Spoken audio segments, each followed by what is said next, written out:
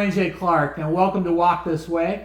I'm excited to have one of my greatest pals in the world, Eddie Poplawski, here to talk a little bit about his life story and what he's been doing. And Eddie, again, I think you are a great example of doing good, doing well, and being a smart business person. And I'm so excited to have you on the show. I'm thrilled to be here. Talking to you at any time is great. So, well, thanks. So I want you, before we get into the business aspect, one of the things our listeners really love is talking about your life. You know, how did you grow up? Did you play sports? Where did you grow up? Where did you go to school? All that. So let's start there. Great. Okay. What you don't see in me is that I've got a background that's richly, it's rich and complicated, but my white skin is not going to give that away. Tell me more about this. Only you can tell us. Only I can tell you this. I was born in Mexico City. Okay. And with a last name like Poplawski, there's more to that story. That's right. My grandparents immigrated, both sets of grandparents immigrated from Eastern Europe, Poland and Transylvania, believe it or not. Wow. So my grandparents immigrated by virtue of the fact that my great-grandparents knew that the imminent changes in Eastern Europe and Western Europe, for that matter, were going to make life difficult for their families. They wanted to have longevity, so they sent their youngest kids away. The U.S., like today, wasn't accepting immigrants of all types at all times. Now, what year would this have been? Late 20s. Okay. And Mexico, conversely, was accepting Eastern European Jews a lot more openly. Okay. So by virtue of the openness of Mexico and the fact that a couple members of the villages from which my great-grandparents were living had already established themselves in Mexico, that's where my grandparents went. Wow. So Poplawski, what part of Mexico? In Veracruz. That's my dad's sets of parents. My mom's sets of parents went towards the capital. In any event, their stories were very similar, and the Poplawski family now is extended in Mexico. I was born in Mexico City, as were my two sisters, so I'm a Mexican-American Polish Jew. So what you don't see from my... That's a niche market, by the way. It's one of a kind. So what you don't see is that my ethnicity is through Mexican roots. And how do you identify yourself? Do you identify yourself as a Mexican? Polish, American? It's interesting, Dwayne. When I was 18 years old, I felt really compelled to vote in the United States. Right. So I was conflicted. I knew at 18 I was still going back and forth to Mexico City probably twice a year with my family. But I wanted to be a U.S. citizen and vote. So at that point, I decided I wanted to be recognized as a U.S. citizen. Okay. Flash forward now, I'm almost 60.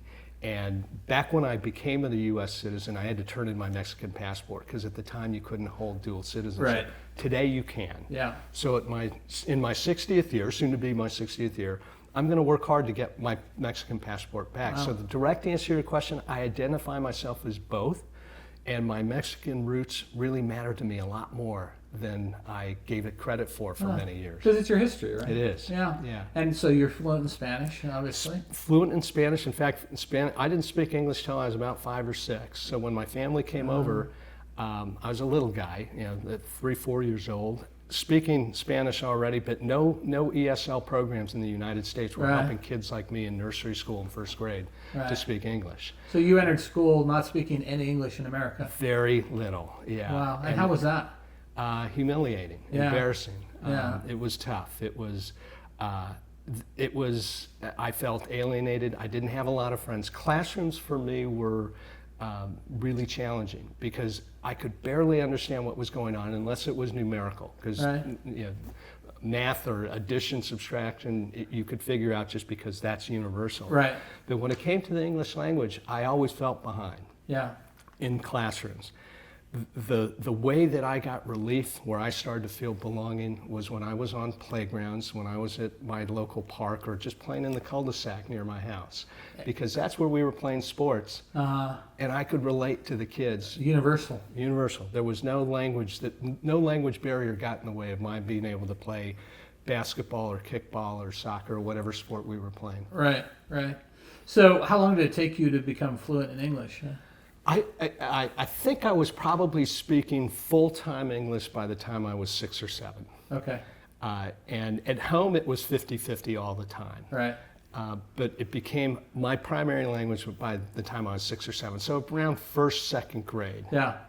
And so you talked about sports being the common denominator, the connector. Were you involved in a lot of sports? Yeah. Sports, like I mentioned just a few minutes ago, was the place where I got, where I felt welcome. And I was actually pretty good. So And what sport? So I played lots of basketball, lots of baseball. Football really wasn't something we played.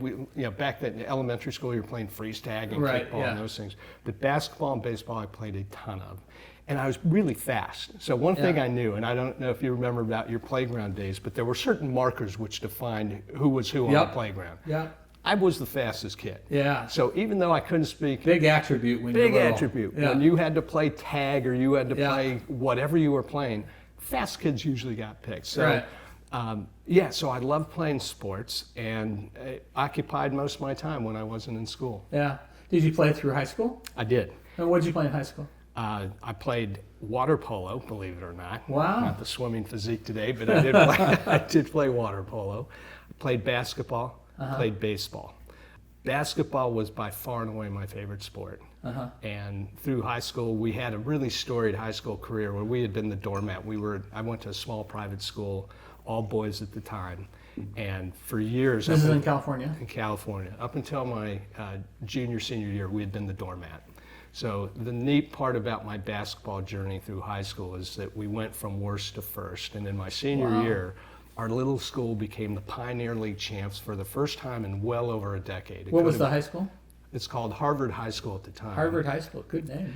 Yeah, now it's called Harvard Westlake, and it's become a juggernaut, both academically and athletically. Today, at least West Coast campuses, if you were to talk to anyone from Stanford, UCLA, SC, there's Harvard Westlake student athletes who populate all those schools. Back then, we weren't known to be an athletic powerhouse, but in our senior year, we won our Pioneer League championship, finished 4th in the state. What sport? In basketball. Okay.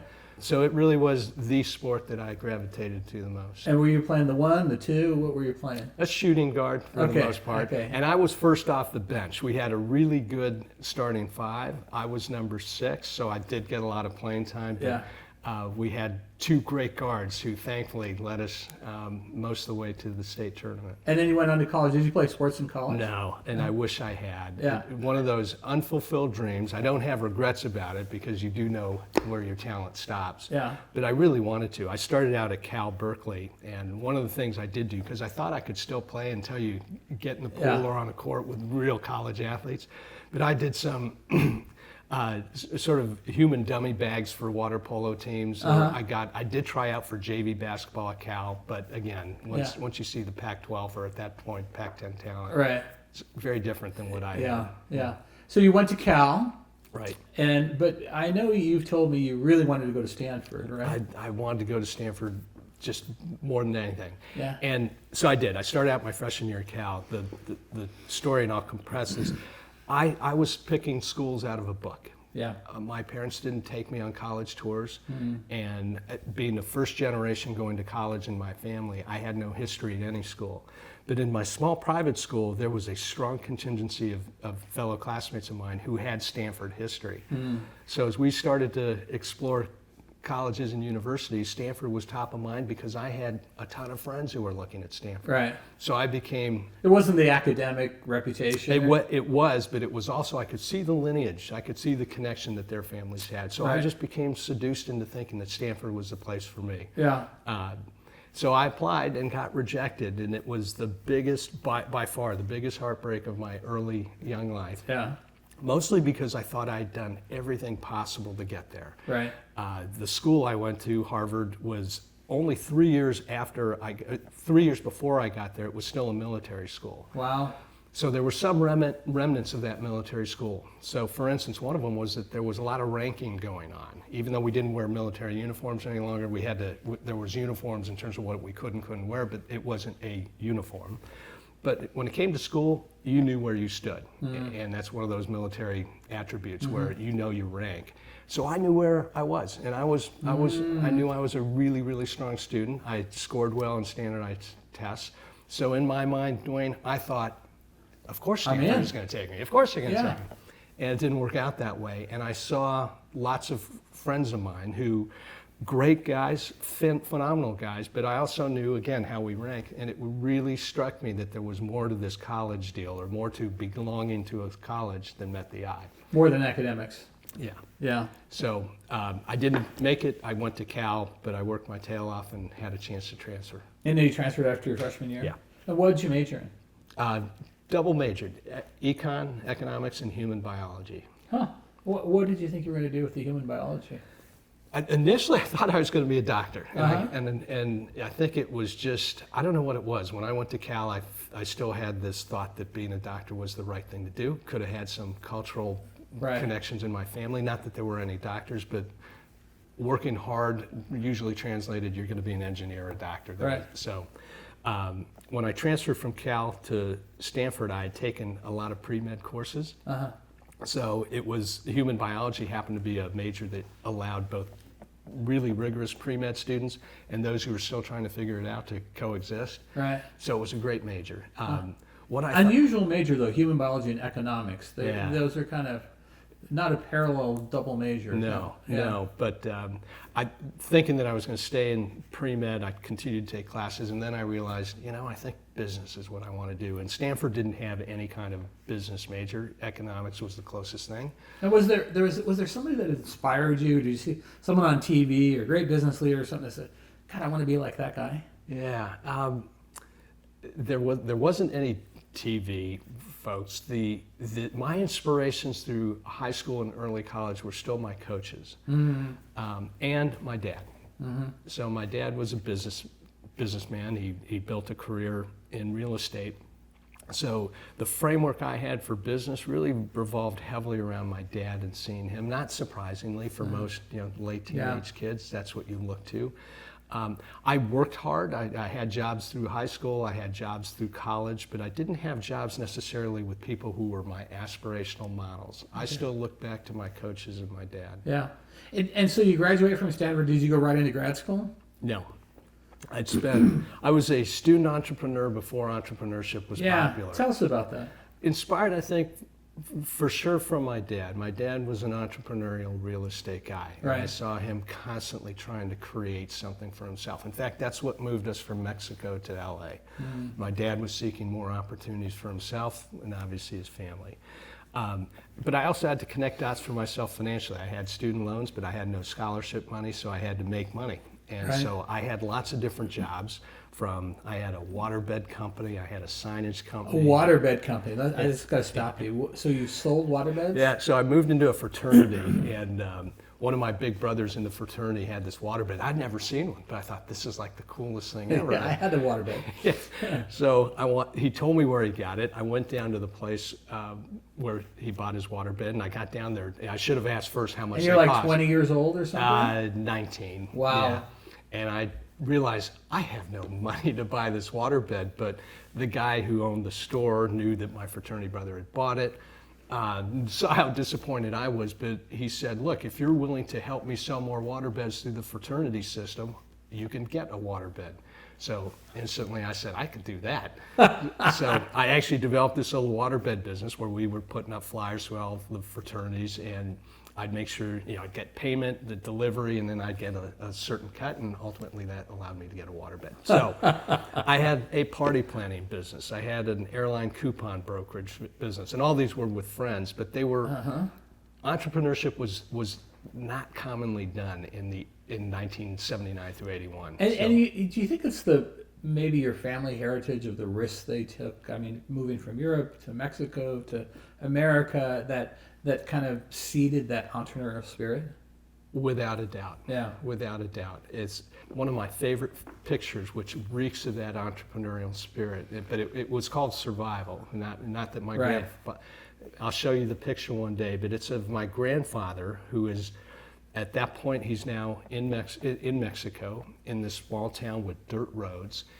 Can't speak the language, probably knows no one more than those folks who were from his parents' village back in Poland. And he's standing in the middle of the street with a big piece of wood, and he was a big, strong guy. On his shoulders, on one half of this board are what look like scarves or maybe ties, but it's material just hanging off one side. Off the other side are or probably my dad told me were kind of a form of a Polish pancake. So he would be walking up and down the streets selling pancakes and scarves. Pancakes and There's scarves. an entrepreneur. So, but he was Should have sold pancake and napkins. That would have yeah. But there he was, trying to make ends meet. And wow. The cool thing about Incredible this picture, story. it just shows his energy and his commitment to family and himself. The neat thing is these scarves, and again, they could have been pocket squares, they could have been scarves or ties. My grandfather ultimately built a business in fabric.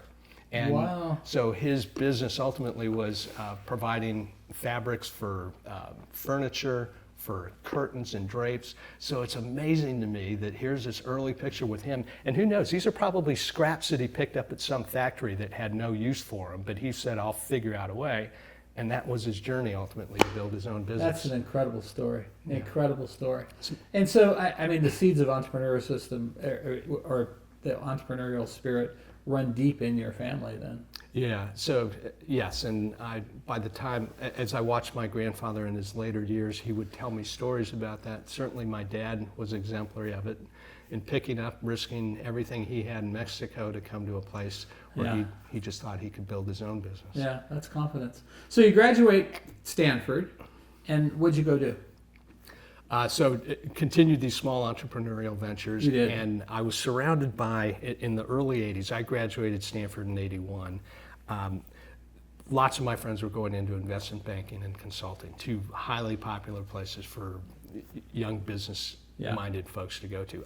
I interviewed, but I realized that wasn't where I really wanted to be.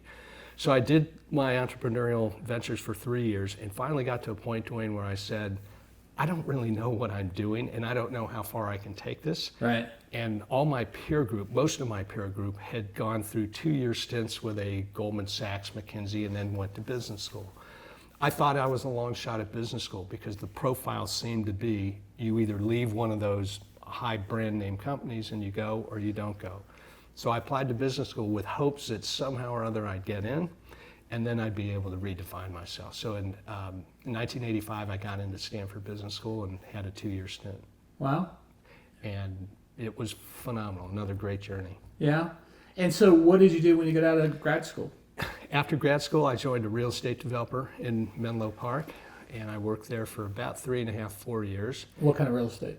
Commercial real estate. Okay. The company was a spin-off of Trammell Crow. That might be a name that resonates with you or sure, others. Yeah. The company that I work for probably wouldn't ring a bell for anybody, but the partner who started the company was the lead partner in most Trammell Crow's projects up and down the West Coast. So he ventured on his own, interviewed me at Stanford. I was fortunate as can be to work for him. He was an iconic real estate developer. And learned a tremendous amount from a guy who made me work hard. I mean, it wasn't easy working for him, but I learned a tremendous amount about the business and about how to do business from him. 1990, Kim, my wife, was pregnant with our first son. 6 months into her pregnancy, she turned to me one morning and asked me if I would move to Seattle, which is where she was from. So we picked up and left quickly. I mean, she was in her second trimester. I went into my the owner And of the did you company's- quit your job? I did, yeah. And so what were you going to do? I had nothing. So here, once again, the entrepreneurial spirit comes out. This was literally, I went in the morning that Kim and I talked about it, and we had talked enough about it, but she had never popped the question. On that morning when she popped the question, it was one of those very clear career family forks in the road. And when she asked the question, there was no answer that could I conceive coming out of my mouth, but of course I'll do that. We're about to be parents. Yeah. So I told the folks who I worked with, real estate up here in Seattle, they had an office up here in Seattle, but in the early 90s, late 80s or early 90s, real estate development in this area was not one where there was all kinds of great opportunities. So in lieu of working with them, I said, we're going anyway. And I came up to Seattle with Kim with no job. Wow. Yeah, a little bit scary. And a kid on the way. Kid on the way. And another kind of big life lesson. I had a friend of mine from business school. He was probably one of the oldest guys in our class. And I say that only because that meant that we didn't have as much interaction than with other friends of mine at business school. He was married older, got to know him, loved everything about him, but we didn't have this huge connection at business school. When we decided to move to Seattle, I knew he lived here, so I reached out to him. And I found that we'd had enough of a connection during grad school, and we had done enough together that he recognized my condition was I just needed some place to land. Mm-hmm. And out of loyalty and the friendship we had, he said, come work for me, which was a gift beyond gifts. And what was he doing? So he was in the cabinet manufacturing business. Okay. And one of the reasons why it was a huge gift, because I knew nothing about cabinets. The most I knew about cabinets at the time was that you put things into them. Outside of that, I didn't know how to build them. I didn't know how to sell them. I didn't know anything about them. But he asked me to come help him with his strategy and marketing. But honestly, Dwayne, I don't think he needed me at his company. If he were to be sitting here today, I know what he would probably say is that it was my ability to help him create strategy and marketing. Right. But I think deep inside, he did what I hope I can do for others. It's just, he cared about me, he was loyal to me, and he appreciated the fact that I needed a place to land. Yeah. So I joined his company, and it was relatively small in the grand scheme of things. It was we were doing about $12, $13 million a year.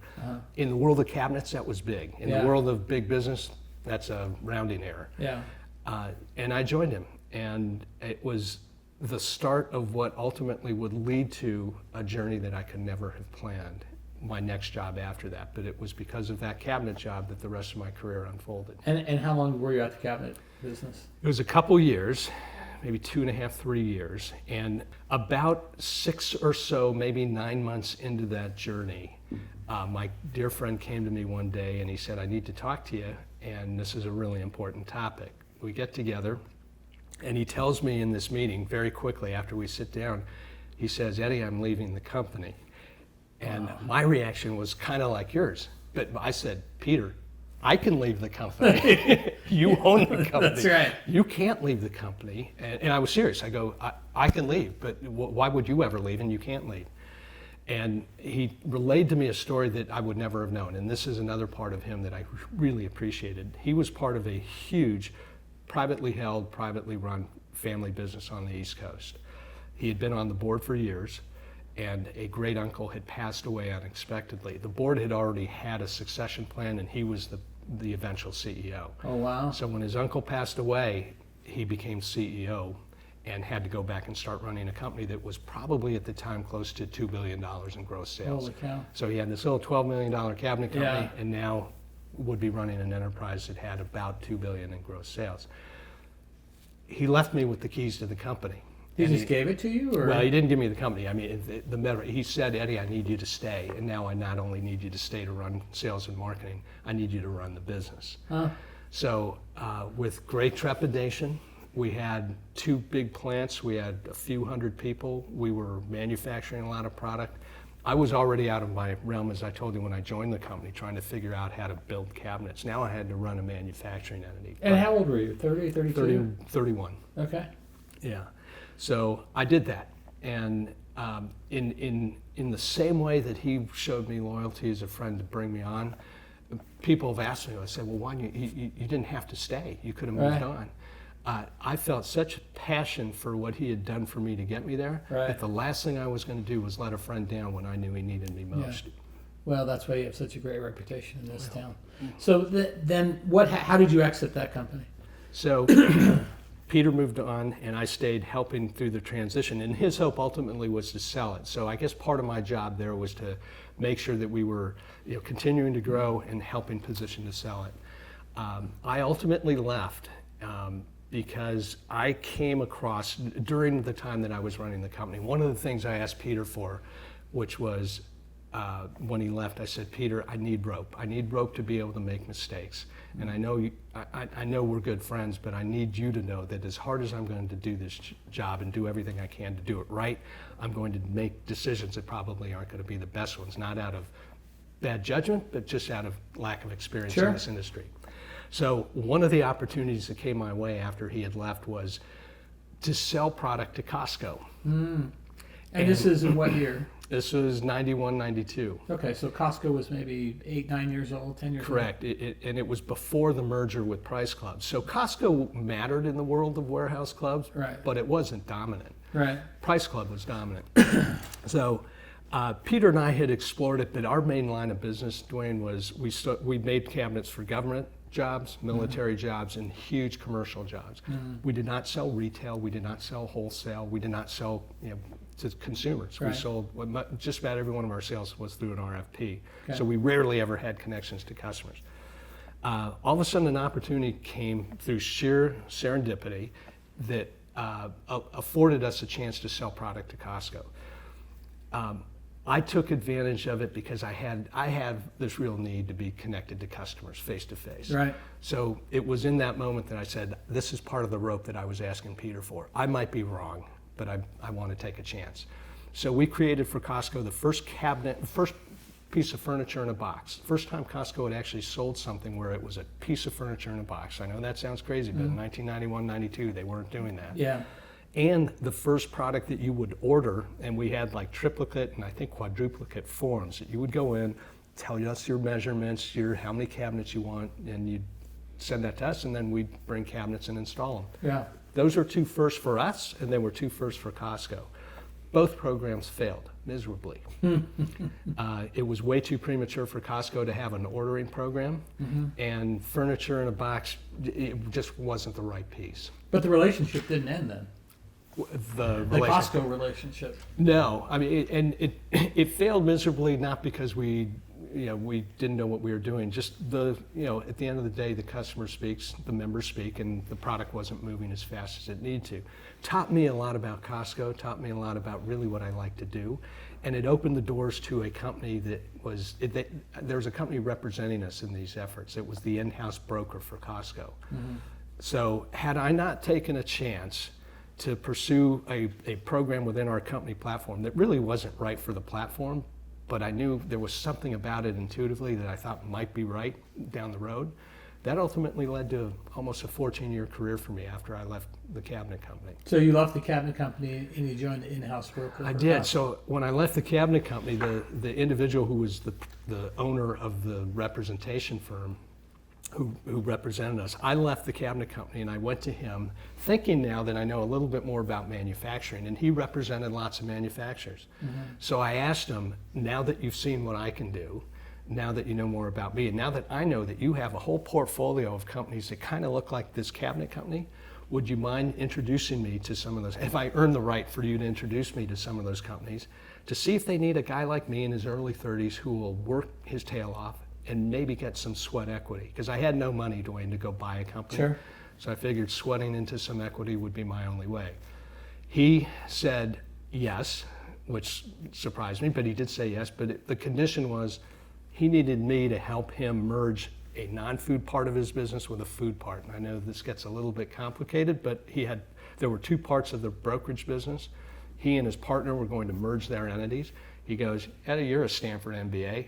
You can help us do that. And in return, I'll introduce you to all these companies. So the concept was, so you're going to hire me and pay me to look for a job. And he goes, that's right. Wow. As strange as that sounds, he had faith in me that I would do what he needed. And in return, he said, I'll give you the latitude to explore other companies. I never found another company because I stayed with him. And so he hired you full time? I was hired full time, and 4 or 5 years into that relationship, he ended up retiring and moving on. I became president and CEO. The remaining partner ended up selling me the company, and then I owned it and ultimately sold it in 2006. No plan could have ever been written to tell me that my journey would have started with a decision to sell product at Costco from a cabinet company that never should be selling product at Costco. So let's talk about this, because I don't think most of the listeners really understand. You were really the filter, the in-house buyer for almost everything Costco bought. Is that true? Part of it, not almost everything Costco bought, but the percentage that we represented was a huge number. Okay. Huge number in terms of absolute. The percentage was that's single digit, but single digit on multiple billions of dollars worth of sales translates to a big number. Yeah. And so how did that work? So you would just go out and find people that wanted to do business with Costco, and then you would vet them and make recommendations. Right. Would you negotiate the margin or? So first part, we would scour the planet. We had offices, ultimately we had 12 different offices. We had offices from Asia to Europe, all in the US. Wherever Costco had a regional buying offices, we had one of ours. Mm-hmm. And our mission was singular. We were only representing companies to Costco, so we had no other customers. That was extremely unique. Mm-hmm. So all our eggs were in one basket, but it was a very big basket. So one was to know Costco intimately, so that when we took a company, if we were selling these mugs, we knew Costco inside out. So we wouldn't be tripping all over ourselves with regards to terms or discounts or anything. Costco expected us to be able to deliver programs that were completely buttoned up. So when you made recommendations to them, the 100% of the time they said, okay? No. What was your batting average with that? It may have looked like a layup, but it was not a layup. I would say, we would certainly, I would say, probably hit 200, 300. Okay. Wow. But that's Hall of Fame in baseball. It can be Hall of Fame in representation as really? well. You're hitting 300. So even if you thought it was a phenomenal combination, Costco may say, nah, I don't think so. Right. Exactly. But what you try to do is refine it. And really the answer to that question might be, depending upon which department in Costco, we might have better hit rates than in others. Mm-hmm. Others were either growing differently or needing things that maybe we didn't have the expertise for. But at Costco, if you were selling to Costco, you really went one of two ways. You have your own direct sales staff that would be able to support your efforts in that environment, or you contract it out and you hire a broker and a rep. If you decide to go down that road, you then can decide, do I want the in-house rep or do I want to go with an outside rep? Mm-hmm. And there were plenty of outside reps who did great jobs. We were the only in-house rep at the time who knew. So incredibly trusted position, I have to think. And your judgment and the relationships with the Costco CEOs had to be paramount. Incredibly trusted. And by the way, I landed in a company that already had established that trust. The founder of our company, at one point, he was one of Jim Sinegal's absolute best friends. They grew up together in the retail business in Southern California. Right. They kind of bounced around from different retailers, from FedMart to Builders Emporium to Price Club. Yeah. And then they also started their own brokerage firm. Together, Jim and the founder of Anderson Chamberlain, Ken, had a brokerage company called Sinegal Chamberlain. Wow. So when Jim was discovered by Jeff to be the guy that Jeff wanted to be his partner to create Costco, Jim asked Ken to come with him from San Diego to help find those products. So the in-house relationship started out of kind of what I described with my friend. It is out of loyalty, out of a commitment to a friendship. Yeah, it's just foundational for a great business success. Absolutely. Right? So tell me how the process would work. Was it market driven? I mean, specifically, would Costco say, hey, our consumers, they're asking us for plungers now, would you go out and find plungers? Or was it opportunistic? Did you come across something that said, oh God, I found these things called iPhones now, and I think it'd be great if you sold them? Which was it? Both.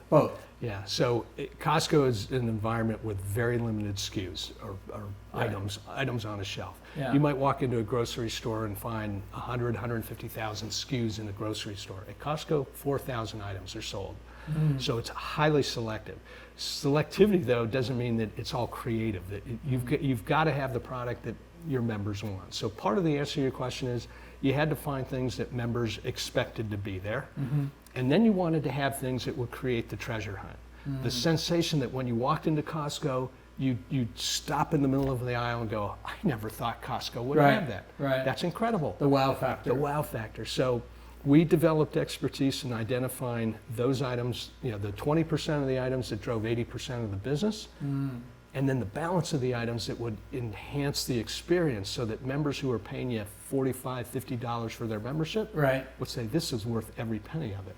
What's the most unusual thing you ever bought for Costco? Bought for Costco? Or brought into a Costco? Oh, wow. I don't know, most unusual. I think one of the funniest ones, it always makes me laugh, but sold a lot of it, was kitty litter.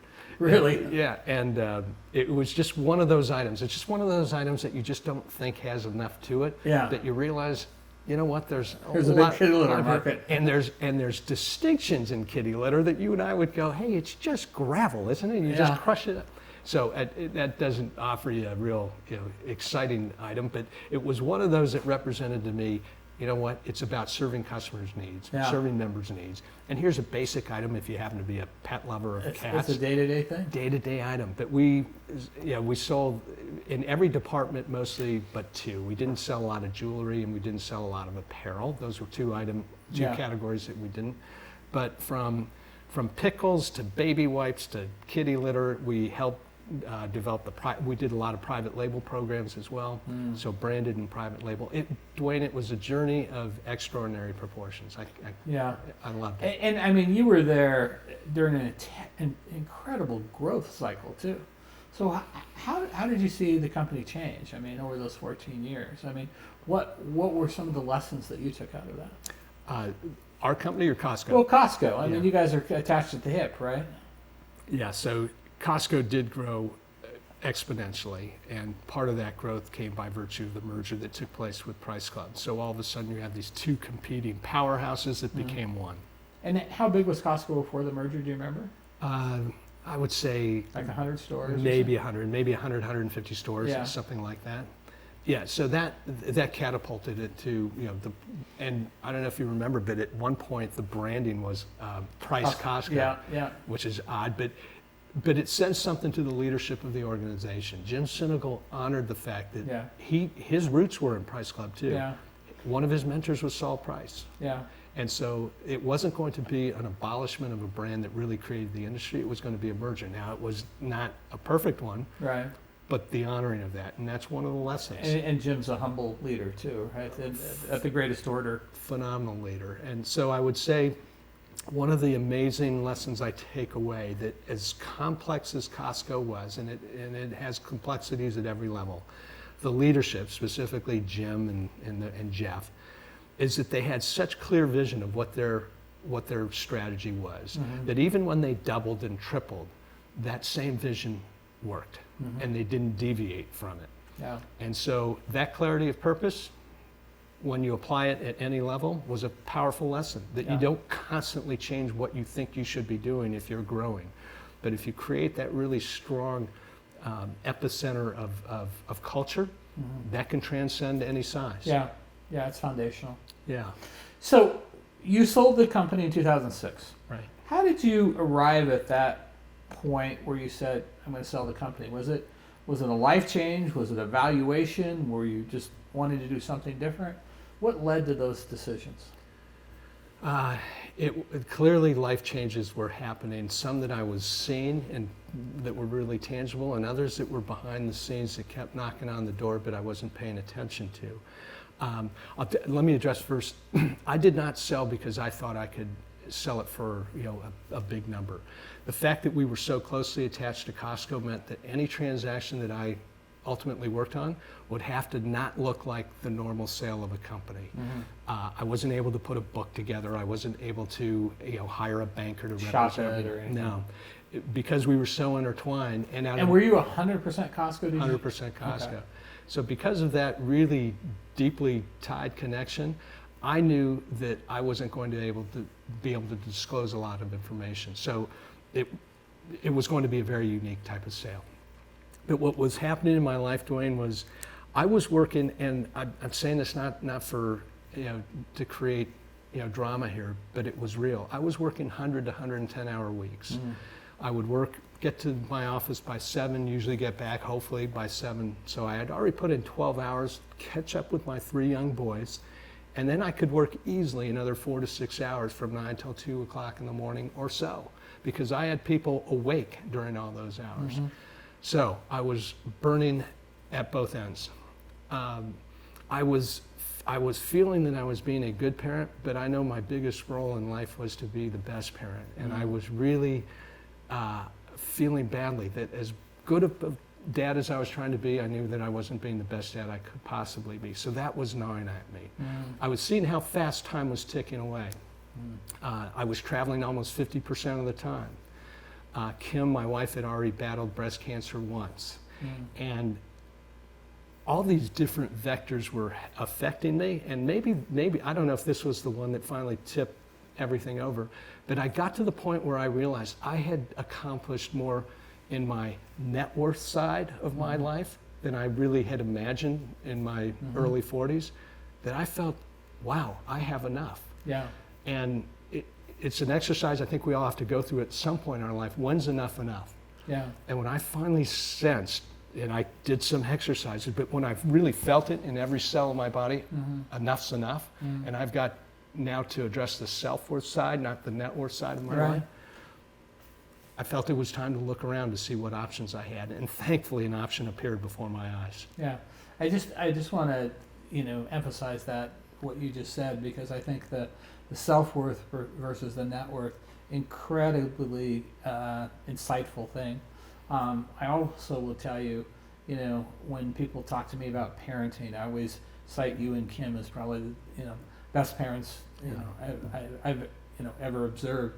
3 incredible boys, all went to D1 schools, D1 athletes, just perfect children. I'm sure sometimes you wouldn't agree with that, but every time I've met your 3 boys, just incredibly successful, and that's the greatest success we can have in life, right? Nice of you to say, and by the way, I'd have to say right back at you, I've learned so much in watching you doing your legacy planning and caretaking of multi-generations, so I applaud you for that too. I thank you, and I think this is an important point for our listeners, because so many times CEOs, even athletes, you get so caught up into the ego part of things, and like, I'm growing this business and I'm making this much money and I have this many employees, or everybody knows me, or I'm on TV, or whatever it is. And then you have to really sit back and go, what's important in life? And for you in your early 40s to be able to be that insightful, I think is one of the great things I admire about you, that not a lot of people have the courage to do that and say, my wife having breast cancer, God, that's a real issue. Or, I've been in the last 10 sports games with my sons. That's a real issue. And so you really have to take stock in that and sit back and go, what do I really want out of life? What is it? Because I think as CEOs, our egos get fed easily, and we just want more, more, more. Yeah, and there's no doubt that accumulation and building of moats was important and necessary at some level, but at the end, if you could fast forward to the end, and no one wants to, I always think of a movie which is like one of the most heartbreaking but heartwarming movies, Adam Sandler movies. If you ever haven't seen it, see Click. It's this kind of funny story about a remote control that goes out of control, and Adam Sandler in the movie was able to fast forward through parts of his life at first that he just didn't want to deal with. But what he found out was that you can't decide whether you fast forward through good things or bad things. Everything moves. Yeah. And that's what I was feeling, that everything was moving so fast away from me that before I knew it, when I got to the end, would I have accomplished what I really wanted to? And what I thankfully attached myself to is that of the highest and most important roles I have in my life, there's really one that stands apart from all the rest, and that's being a good dad. Yeah.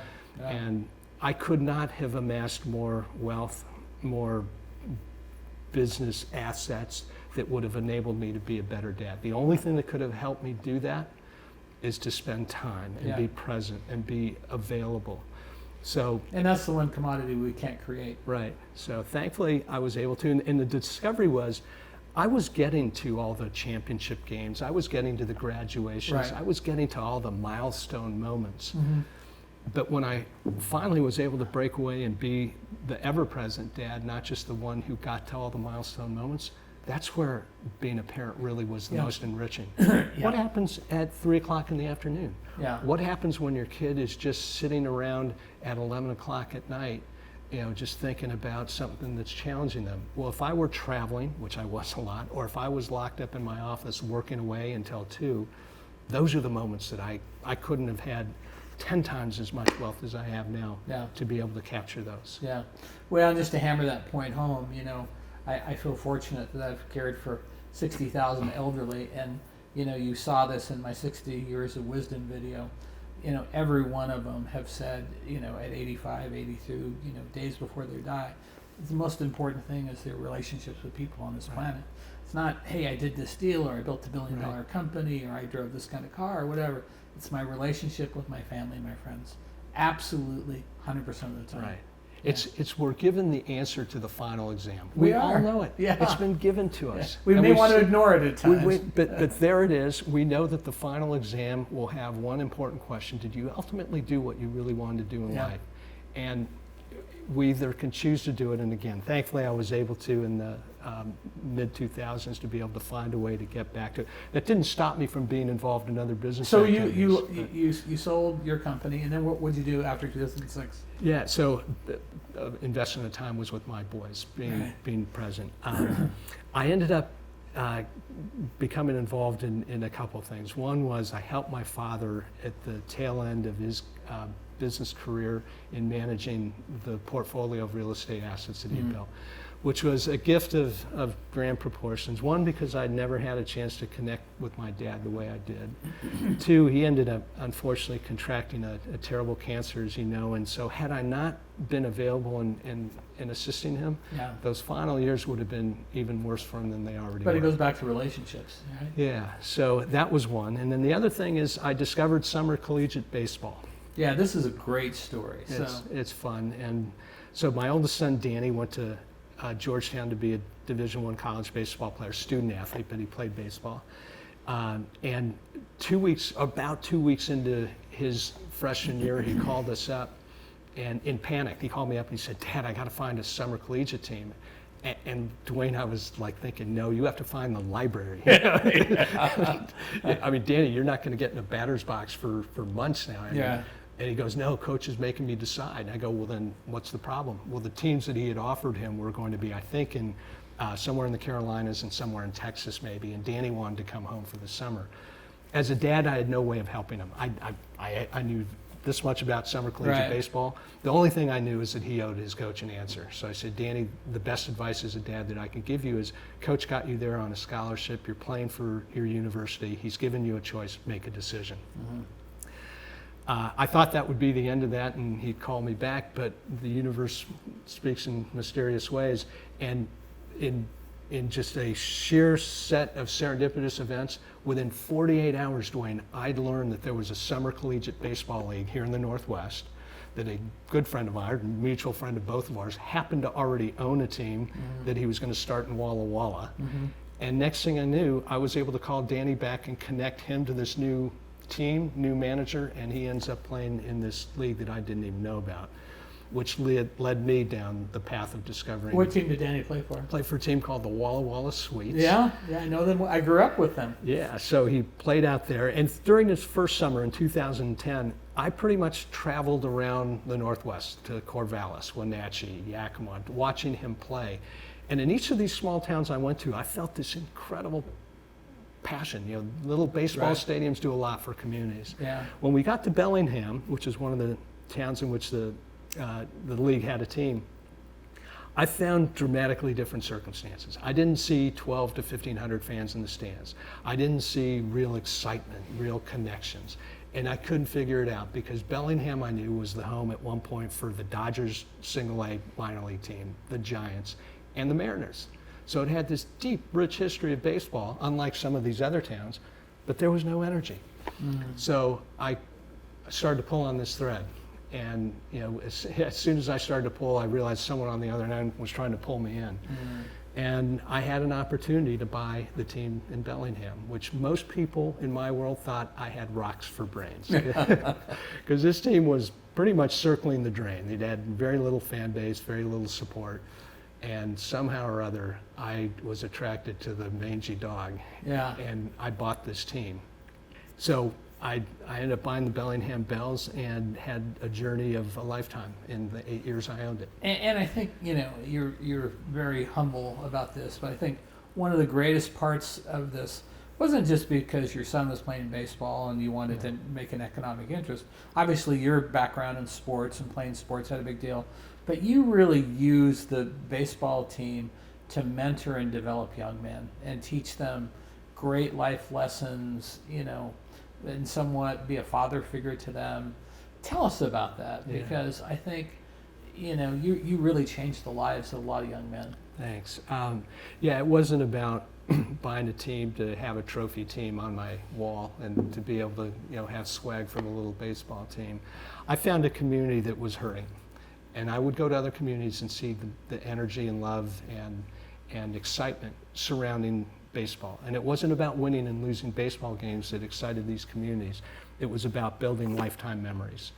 So when I saw Bellingham in a position where it was not comparable to these other places, I felt I could make a difference in reconnecting community members to their passion for the game and to connections within their own community. So we started this not to build a championship team, but to build championship young men. Mm-hmm. And we brought in coaches. I was able to bring in coaches who were iconic in the Whatcom County area, who had led teams at all levels to high levels of character and commitment, not champions. But what you realize is if you focus on the right things, right, like character, like how you treat people and kindness and joy, you end up winning.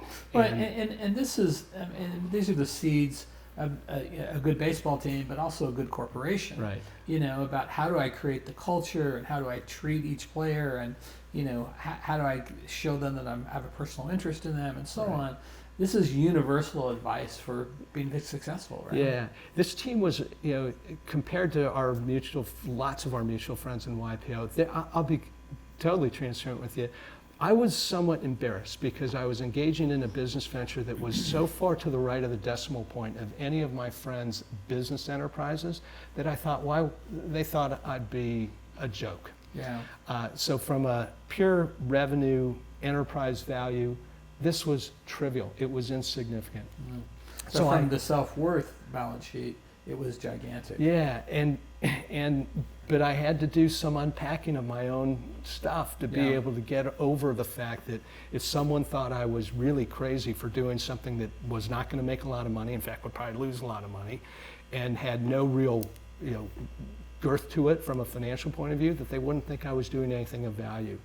I found that being able to commit myself to provide resources to young men, not just to have an internship for baseball, but to have an internship for life, where we would show them how much we cared about everything they were doing, not because they performed well on the diamond, but because they were going to do well in whatever they did. That was unbelievable for me.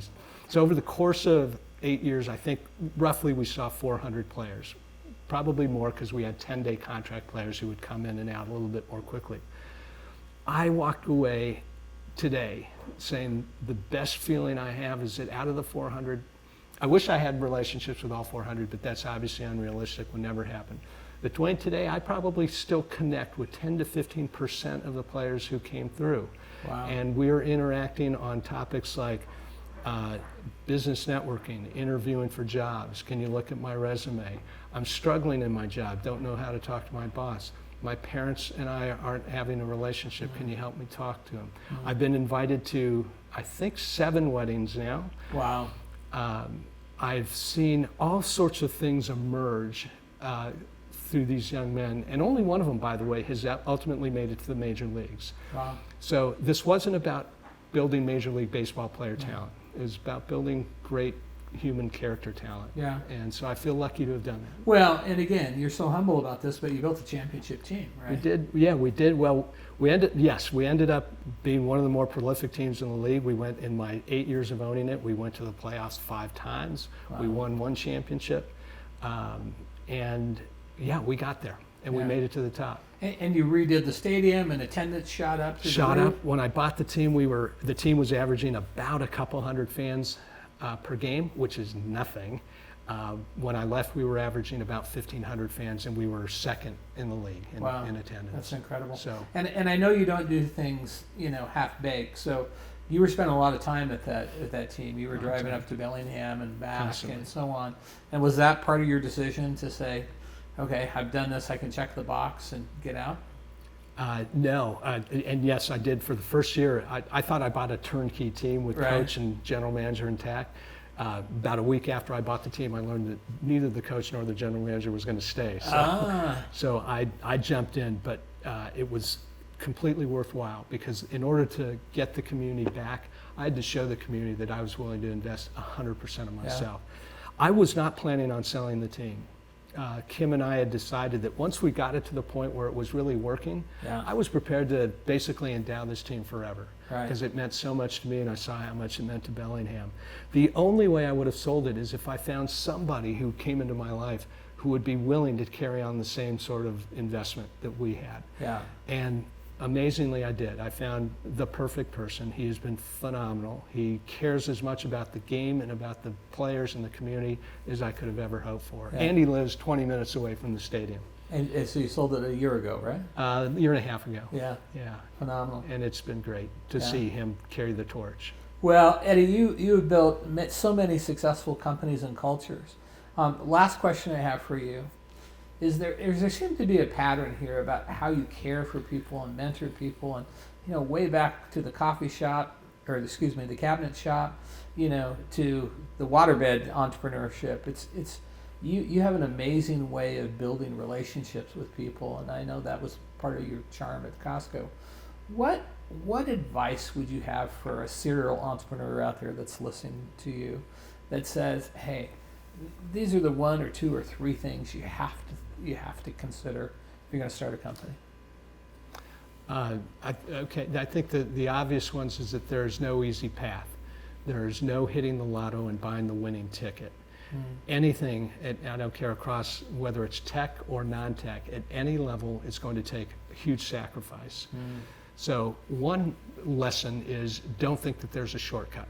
And if you think there is, you're wrong, flat out. You'll fail. No one got to wherever they got in a high aspirational successful role by accident. It came through very hard drive and commitment. With that said, given the story I told you, there has to be ways that you find mindful breaks, because no one is wired. As in the human species, we're not wired any more than a machine is wired to run endlessly and tirelessly.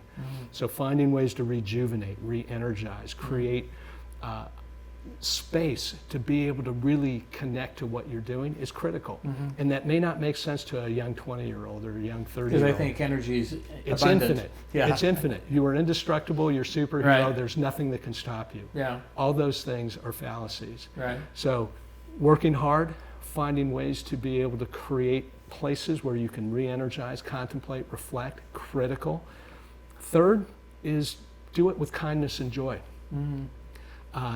Being cutthroat and being a winner at all costs is not a successful formula. It certainly can bring you success, but it brings you success at the expense of others. Do it in a kind, joyful, thoughtful way, and the rewards truly are infinite. So sprinkle that on top of hard work, create space for yourself, and I think no matter what industry you're in, you'll find success. And with that, you'll align yourself with the right people.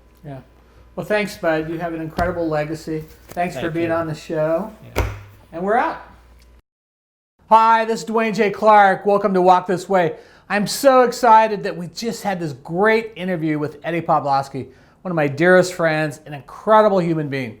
We all go to college and think, hey, our career is going to end up this way.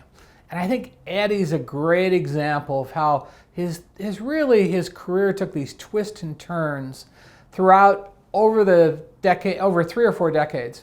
He went to Stanford, he got his master's degree from Stanford, and then all of a sudden he decides he wants to move to Seattle. And he's working as a Stanford MBA in a cabinet factory. Now, not exactly the kind of thing you would think you were going to go do after getting a Stanford MBA.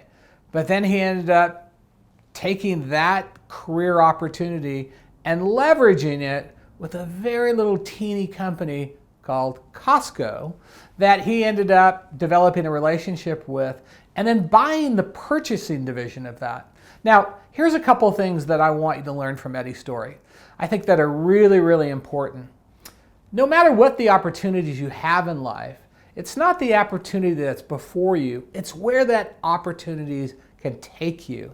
So sometimes something that seems like a very small, inordinate kind of opportunity can end up being huge. But this is what entrepreneurs know how to do. They know how to develop relationships with people, and they know how to leverage those relationships. And that's what Eddie did. Eddie created that relationship, and then he, as an entrepreneur does, sits and thinks and goes, there could be a bigger opportunity here.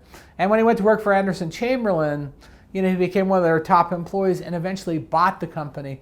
And that was the company that everything that Costco purchased, I think he said 90 or 95% of the things they purchased went through that company. Huge, huge opportunity. The other thing that I took from Eddie's story, which was really important, is when he decided to sell the company. And I think in his story he commented that, if I held on to it a little longer, I probably could have made a little bit more money. I could have probably maximized profits and so on and so forth. But what he wanted to do was maximize his legacy and his fatherhood and with his family. I think that was incredibly noteworthy. That was incredibly honorable. And it really talks about a person's priorities in life. And, he probably could have made a few $1 million more if he stayed, but he didn't. He wanted to watch his sons play baseball. He wanted to watch his son play basketball. He wanted to watch his son, who ended up being the University of Pennsylvania soccer captain. He wanted to do these things because at the end of the day, I always say there's only two things that are really important. One's your health, and the second one's your family. Everything else you can build, you can make up, you can make more money, but none of that money is going to make you any happier. The other thing that I think we should take from Eddie's story that's critically important is he went out and did a passion project. I really admire him. I want to do my own passion projects like this. I know a lot of you will say, Dwayne, you got a lot of passion projects, but he went out and bought a minor league baseball team. How cool is that? How many of you would say, hey, I'm going to go buy a minor league baseball team. I'm going to turn them around so they turn into the championship team. And on top of it, I'm going to teach each one of these players some incredible life lessons. That's his legacy. At the end of our years on this planet, at the end of our days, what are you going to look back on and go, that was one of the most fulfilling exercises of my life? And I think that's what Eddie did. I mentor a group of boys under my foundation called D1, some of the best college athletes in the nation. And I can tell you, I am sure when I'm sitting in my rocking chair at 88, I'm going to look back and I'm going to say, hey, these were some of the most fulfilling relationships I ever built. So building companies is great. Making money is great. But really, what's important is making your legacy. Having your living artifacts every day that when you leave this planet, it's better than when you came into it. And that's what I want you to learn. So stay tuned next week on Walk This Way. We're going to have some great things coming your way. Going to make your company better. Going to make your life better. Going to make you better. Stay tuned. Subscribe if you love me. I want to be in contact with you. Contact me on social media. Thanks, guys. See you next week.